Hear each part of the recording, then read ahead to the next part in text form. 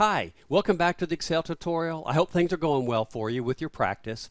The first video introduced you just to the basics of Excel. It showed you how to get around, introduced the idea of rows and columns, how you put in a cell numbers, words, equations or functions. It showed you about how when you copy to the left or the right or up or down, Excel adjusts the equations for you.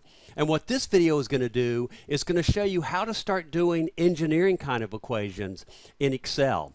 You're going to go through two examples that are going to show you typically how we set up spreadsheets to do engineering kinds of things.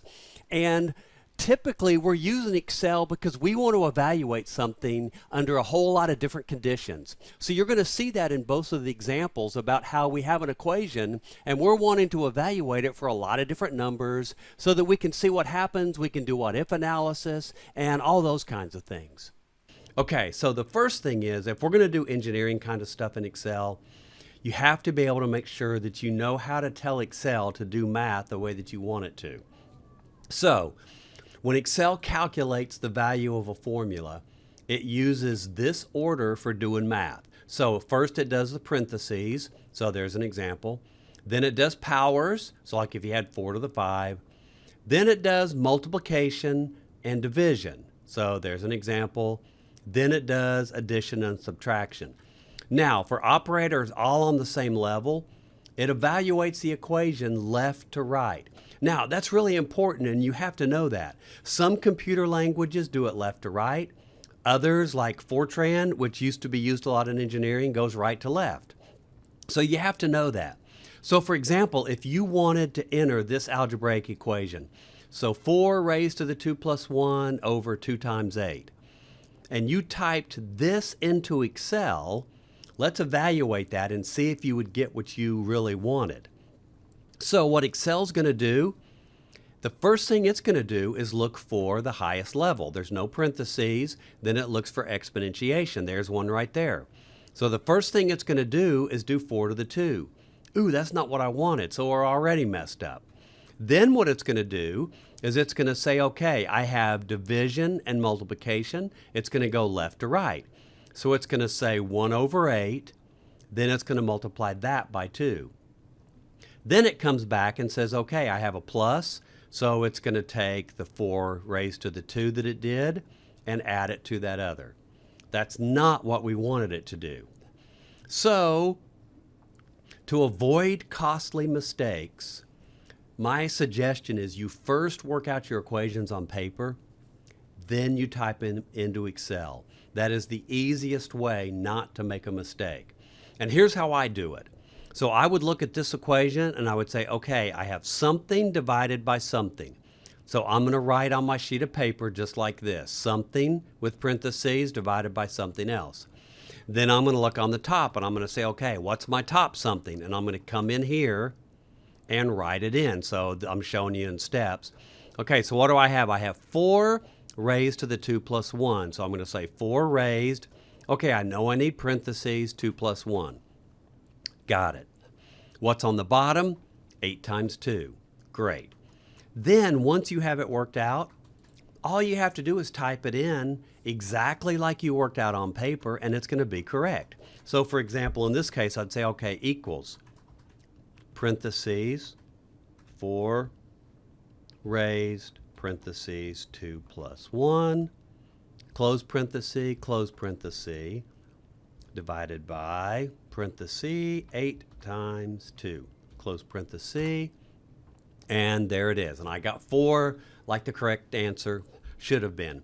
Now, I know when I'm typing, it groups my parentheses, but as you're going to see in a problem that we do in a second, sometimes you have so many inside of each other, even with it coloring them, it's hard to make sure you got it right.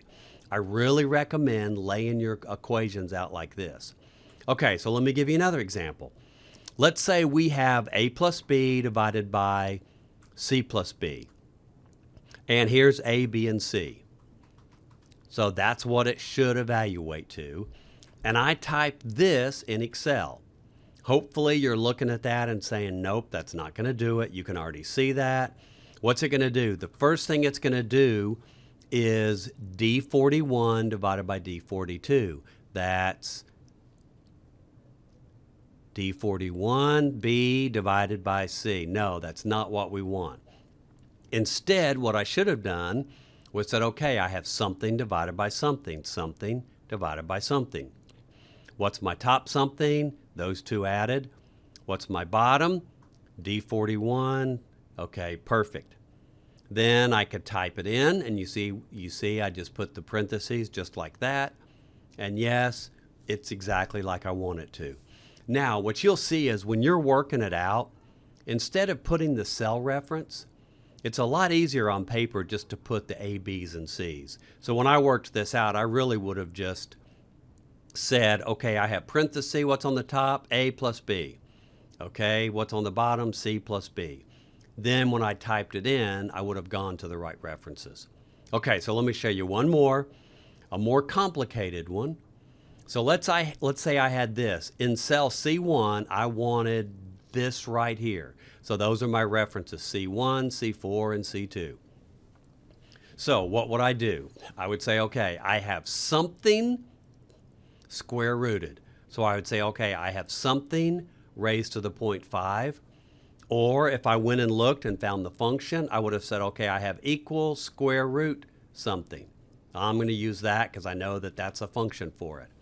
Okay, so I have equals square root of something, and what do I have on the inside? I have something minus something. So I'm going to go something minus something, okay? Then I would look at the first one. What's my first something? I have 1 divided by 3 times C. Okay, great. Oh, but I look at that and I'm like, oh, no. Left to right, that's 1 over 3 times C. Yeah, I need parentheses right there to keep that from happening. When you have division and multiplication together, you got to be really careful. Because we look at that and it's easy to see that as 1 over 3 times C. That's not how Excel sees it, okay? So that's good, I got that. What's on my other side? I have something squared. So I'm going to come in here and I'm going to say, okay, I have something squared. Okay, great. What's my something? C4 over 2C3. C4 divided by parentheses 2 times C2. Close parentheses. Great. So now when I take all the spaces out, that's what it looks like. Then the last thing I do when I'm working it on paper is I go through and I pair all my parentheses to make sure everything still works. So I have, okay, that goes with that. That's my square root. That's great. Then I have something minus something. Yep, that's exactly what I want.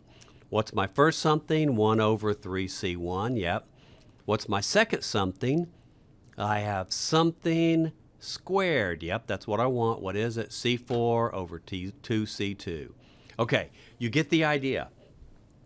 If you'll take the time to do this with your equations, it'll save you lots and lots of time when you are doing complicated spreadsheets to keep yourself from making a math error. If you'll work it out on paper first, it'll save you a lot of time. Okay, so let's put this to practice doing an engineering problem. So here's one example. We're actually going to look at 2 examples. So we've got a load that's supported simply on 2 ends. And we know that if we put a load in the middle, that beam is going to bend. How much does it bend?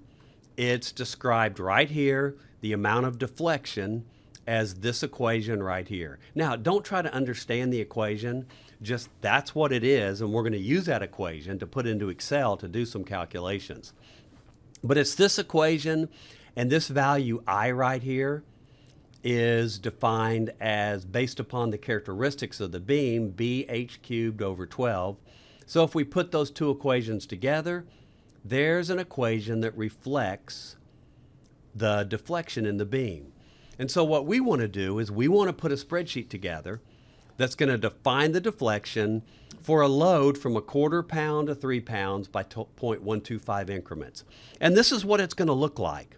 What we typically do in a case like this is we have what we call parameters up here at the top.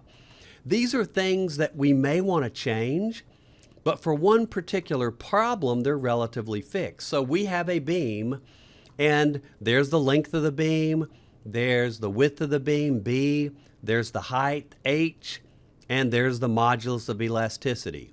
Then notice down here, we have our loads. Remember I said I wanted it from 0.125 all the way up to 3 in 0.125 increments. And then right here, I've calculated my deflection. And you see there's an equation in there for that. So this is one very typical example of the kind of thing we do in engineering with spreadsheets. Is we want to calculate something for many different things, and we have parameters that can change for a different problem. So now you come in and you say, no, my beam is actually only 10 inches long. So you see I changed 10, and now all this has changed. Now I get to see a 10-inch beam under all those parameters. So it allows us to do lots of different problems by changing these parameters up here. Okay, so now I'm going to go through and actually do this for you. And before I do that though, I'm going to undo, change that back to 22. And I want to get rid of these equations because when you do it, I don't want there to be equations in here. So I'm going to show you another trick in Excel. I'm going to take all that and I'm going to highlight it. And I'm going to move back up so you can see it. I'm going to say copy. And we've already seen this menu, Paste Special. And remember I told you there's lots of things that you can do. Well, one thing I can do is I can say values. So what that's saying is, take this equation and instead of leaving it as equation, paste what the equation comes up to into just values down through there. So I'm going to say paste, and you say nothing changed, but now look when I click on it. It's not an equation anymore, it's just a number. So there are times when it comes in handy to take your equation and turn the things into actual numbers instead of an equation so they don't change anymore. So there's another trick with Paste Special that you can do that with. Okay, so I'm going to click here, and now let's create this spreadsheet. So I've left the parameter table in here for you, and I could put 0.125, 0.25, and go on and on. I don't want to do that. Instead, what I'm going to do is 0.125, and then I'm going to come up here and you see fill. It's the little arrow on your menu. I'm going to pull that down and I'm going to say series. I'm going to say my step value, I want it to be 0.125, and I want to stop when I get to 3, and I want to go in columns. I don't want to go across rows, I want to go in columns. So I'm going to say okay. So look at what that did. That filled all that in for me. Okay, that's really nice. Now I'm going to come right here, I'm going to put my equation. Now, I did exactly like I told you. I said, okay, here's my equation right here, and I'm going to work it out by hand. I'm going to say parentheses divided by parentheses, something divided by something. And so I fill that in. Now, you should do that yourself. You should take this equation and make sure that you can work it out as well as with the other example. Now, I'm just going to type it in. So I'm going to say, okay, equals, parentheses, W. What's W?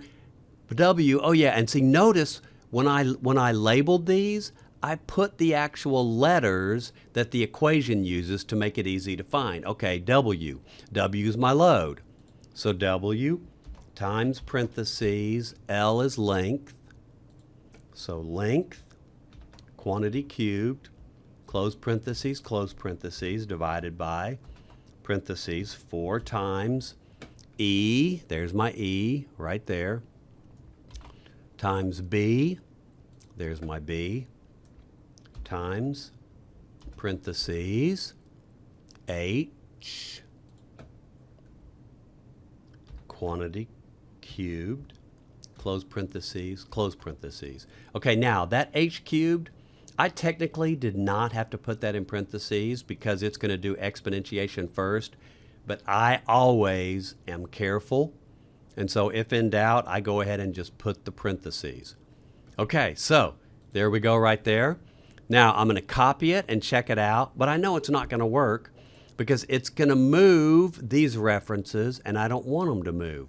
The only thing I want to move the row of is this guy right here, C29, my W.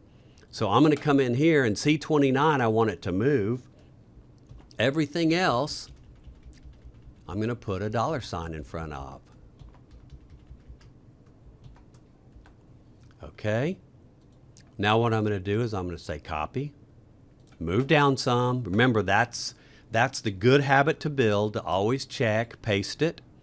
Now I'm going to double check, is it still right? C35, that's W, that's what I want, times C21, where did I go? C21, that's L, yep, L cubed, divided by 4, C24, that's E, times C22, that's B, times C23, that's H cubed. Okay, so that's correct. So now what I can do is say copy. I can hold the shift key down and scroll way down. I use my page down and I say paste, and lo and behold, there it is. For all of those, I've just evaluated it. And I could put formatting in and all that kind of stuff. Okay, so you get the idea? Now make sure that you can go through and do that yourself for this spreadsheet, because we're going to do another one that's more complicated. So make sure you're comfortable getting the parentheses in and everything, and can do this one, and then start the video back and then watch the next one. So let's look at another example that shows the kind of thing we do with spreadsheets in engineering. And this one has to do with an electrical engineering problem. So I'm going to scroll up here to the top. And this page right here is like a typical documentation page that you would have with a spreadsheet. So you can see I've got a name for it up here, the programmer, when I did it, and then it says right here, the purpose of this spreadsheet is to model how the charge, electrical charge, in a specific RLC circuit changes based on time when the circuit is closed. So imagine that you have like a battery. This is dealing with a capacitor, but a battery, and it's hooked up to some kind of circuit doing something, some kind of motor system or a motor with sensors, several different electrical components. And so all of a sudden you turn the switch on that lets the battery start running all that stuff. And so what this models is how the battery discharges. And so you can see here's an equation that describes that. And here's the variables where T is time in second. Q is the charge of the capacitor. Like I said, you could think of it as a battery. This is specifically measuring a capacitor. Q0 is the initial charge. L is the inductance in the circuit. C is the capacitance, and R is the resistance in the circuit. And we have some initial values.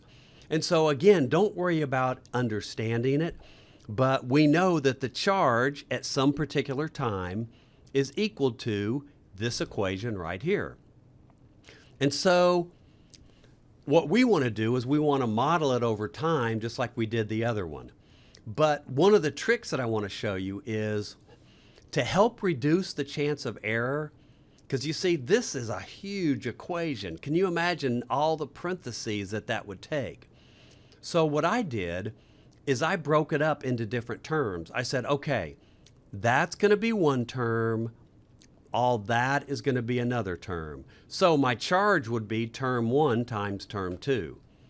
But even term 2 I'm going to break up some. I'm going to call that term 2A, that term 2B.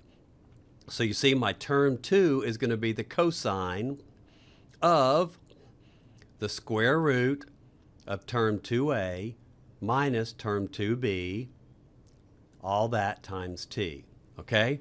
And I'm going to show you how I put that in a spreadsheet. But what I want to do is create a spreadsheet to model this. And so here's what it looks like when I'm done, okay? So right here is my parameter table. Those were the initial things we knew, the Q0, R, L, and C. Here's my time. And you can see I go from 0 all the way up to way down there. Let's keep going. I'm going to jump to the end to 7. So I go all the way up to 7 seconds. If you hit the N key and then an arrow, it jumps in that direction. And then right here is my charge, and here's some graphs that represent that. I'm going to come back and talk about the graphs. But what I want you to see is if you follow this over, here's where I calculate term 1, term 2, term 2A, term 2B. Now, if I was showing somebody this spreadsheet, this right here is all I would print. They would never see this stuff over here. These are intermediate calculations I do to make it easier to calculate this. But look at my charge. Remember back here, I said my charge is just going to be term 1 times term 2. Let's come over here and look right there. Q times R. We'll look at Q, term 1, R is term 2. Okay? So you see how I broke the problem up into pieces? And here's how you put the pieces in Excel. You see, these different terms are calculated for every line, just like that's calculated for every line. So when I copied that formula down, I copied all these formulas down, okay? And so you can see right here, that's term 1, there's term 2, that's term 2A, that's term 2B. And so what this spreadsheet allows us to do is do what-if things. So like I could say, okay, what happens if my resistance drops? And I'm going to drop it. Let me share how I'm doing that. This is my initial value right here. But notice what I did. I said, okay, that equals, my initial value was 500. Where did that come from? Well, over here in the problem, I said that my initial value for R was 500. So I said, okay, my initial value is 500 times F9. What's F9? That's this cell right here. That allows me to change that without having to change this number to see what happens. So what if I say, okay, my resistance decreases a little bit. So it goes down by 10%. So now I'm going to multiply it by 0.9. How about if it goes down by 0.8? How about 0.7? And I start looking at this, and notice my two graphs. They're both graphing these, but this one goes from 0 to 2.5 seconds. This one only goes from 0 to 0.5. So what this graph does is it just highlights this area right here. And we're going to learn more about how to do graphs. I just copied this graph to here and changed the scale so it magnifies. Now I'm going to drop way down. What if my resistance drops way down? And I'm like, whoa, look what happens. My capacitor actually goes negative, then it comes back up until finally the charge evens out at 0. Well, that's really interesting. So what this allows us to do as we model things like this as engineers is say, number one, as we're trying out different values, we can see from a design standpoint how it affects the system. The other thing we can do is we can say, well, what happens if this starts corroding and gets more resistance? Let's say the resistance goes up by 20%. I can look at that and say, okay, yeah, it changed a little bit. What happens if the resistance goes up by 30%? I can say, whoa, it doesn't work. If the resistance goes up that much, my things aren't going to run because the charge is 0 all the time. So it allows me to look at that and say, wow, okay, I'm going to have to protect that to make sure that it doesn't corrode, that more resistance doesn't come in there, that kind of thing. So we do these types of spreadsheets a lot in engineering, and you can see why I say they get kind of complicated because there's a lot of math to do. Now, I hope that you see when you break it up, it's not really that much. You just have to be very, very careful with each term. So if you feel pretty comfortable in Excel, go ahead and try to set this one up on your own. You want a spreadsheet that starts at 0, goes all the way up to the time, I think we said 7. Let me just make sure. Yep, all the way up to 7.05, and then you calculate the charge. The first thing you need to do is take this equation and work it out by hand. You may not want to break it up into all the terms that I did. Doesn't make any difference. You just need to figure out how you want to do it to get it in where you're going to calculate the charge. So if you're comfortable, go ahead and do it. If not, watch me do it together, and then you'll go back and do it. And for now, don't worry about putting the graphs in there, okay? Just worry about getting your equation. We're going to talk about graphs in the next video. So, a couple of things that I did to get ready to do this problem. One, just like I told you to, I worked it out by hand. So here's how I broke it up. We'd already talked about this. So I went through each term and I worked through by hand what I need to type into Excel. The other thing I did is I put, by the side of my variables here, I put what they're called in the equation to make it easy to find the things that I'm looking for, okay? So I'm going to start right here. Let me go ahead and get my time in.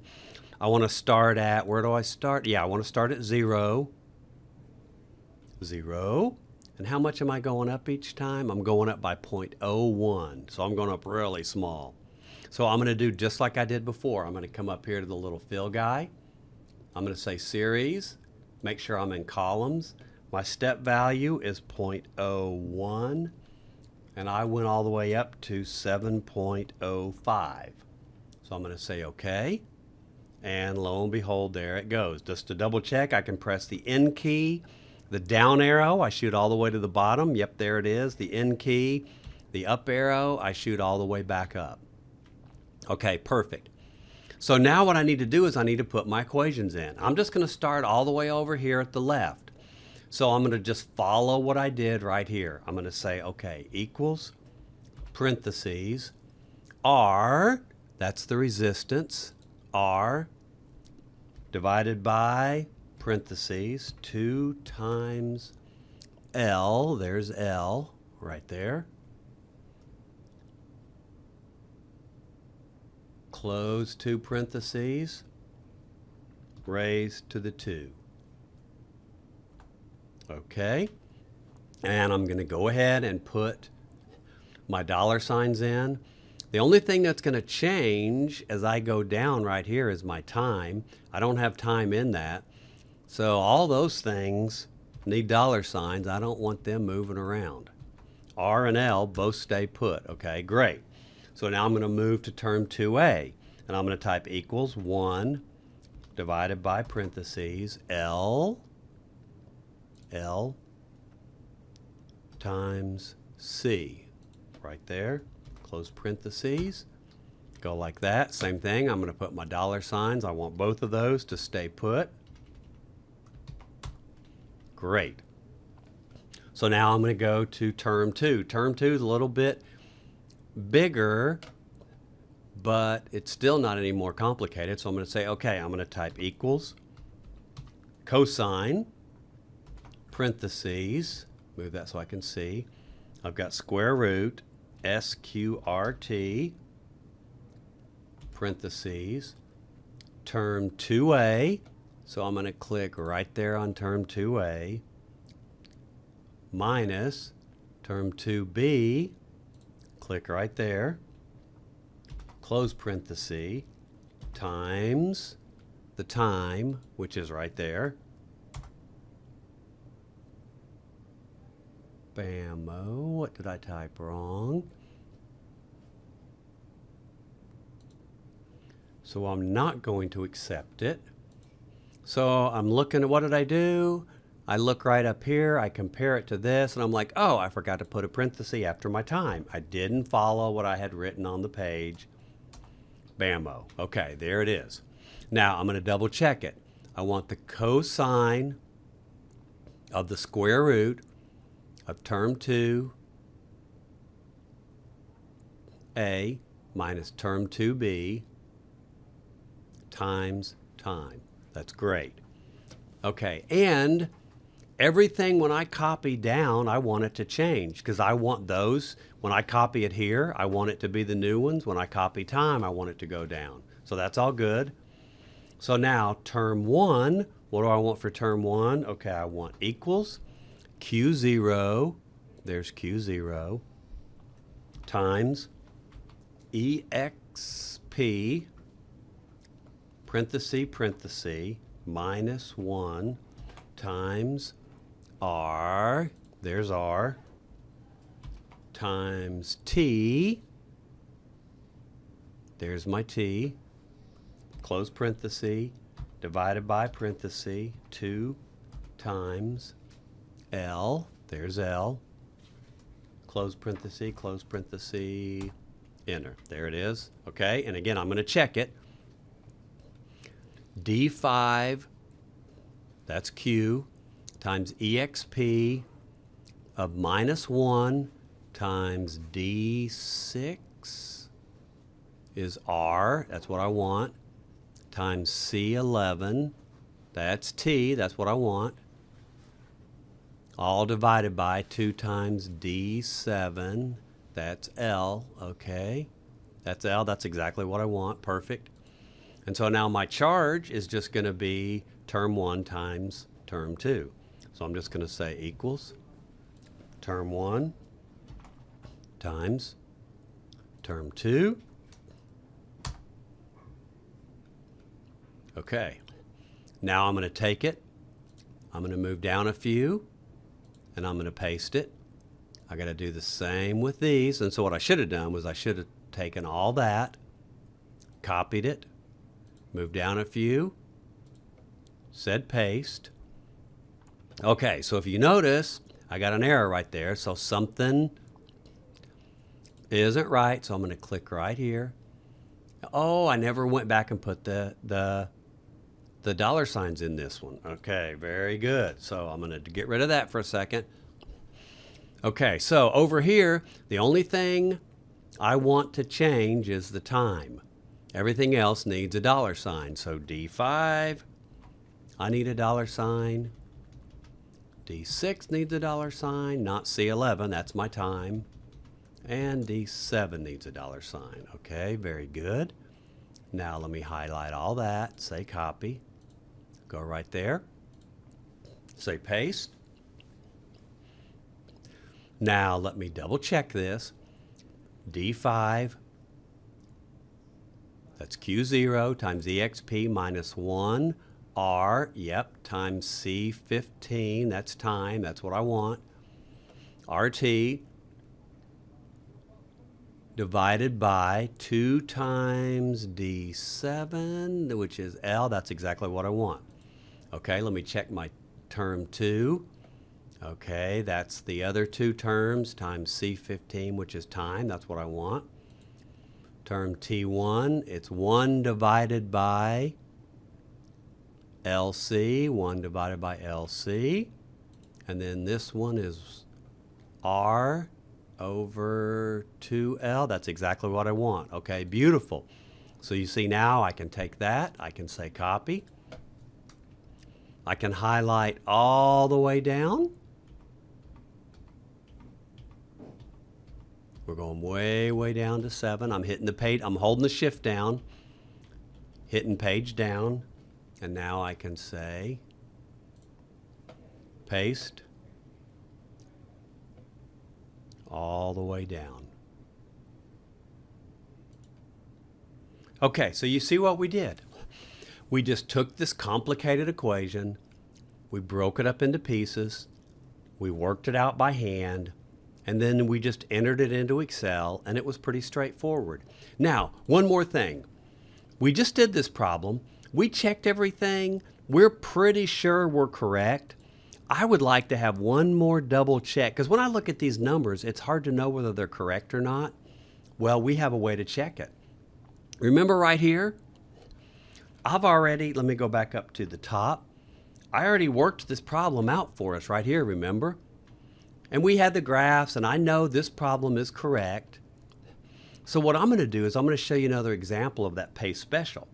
I'm going to highlight, I'm here on the problem example. I'm going to highlight all this, so I'm going to press the end and the arrow, go all the way down. I'm going to say copy. Now I'm going to come over to where we worked the problem, and I'm going to say paste, paste special, values. So you see now that's a number. It's not the equation. If all I had done was done paste, look what would have happened. If I just said paste, It would have gotten all kinds of stuff because it still has all the equations in there and they don't know what they're doing. No, no, no, no. I'm going to say paste special, values. And then now look what I can do. I can say, okay, equals my number minus that number. It's 0. I'm going to copy that all the way down just to make sure that it's 0 all the way down. I could look, I could just compare every number, but it's a lot easier to do this. And now just scroll down through here and see, okay, there's a number that's off. Like, look, it's to the minus 16th. That's just a round off between those numbers. So, yes, my spreadsheet, I'm scrolling all the way down. Yeah, see, to the minus 85. So like if I really wanted to make sure I was looking at these numbers to tell, I could have said right click, format cells, number, decimal spots, let me put 6. And so you see now 6 decimal spots. When I look down through here, everything is 0. So yes, now I can be comfortable I did do it right. So now I can take those guys and get rid of them and everything's good. Okay, so make sure now you can go through this sheet, the EE problem due, and for yourself work this problem.